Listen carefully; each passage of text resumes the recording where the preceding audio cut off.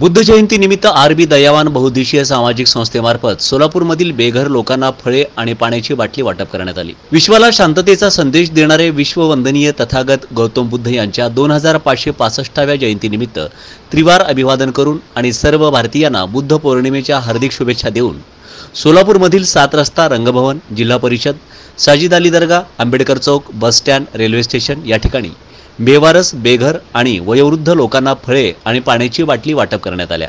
या प्रसंगी संस्थेचे अध्यक्ष रमाकांत बाळशंकर, सामाजिक कार्यकर्ते विश्वभूषण कांबळे, रविकांत बाळशंकर, अबू इनामदार, अजय सिंग, विश्वरत्न कांबळे, राहुल बाळशंकर, बुद्धभूषण कांबळे, तौसिफ शेख आदी मान्यवर उपस्थित होते।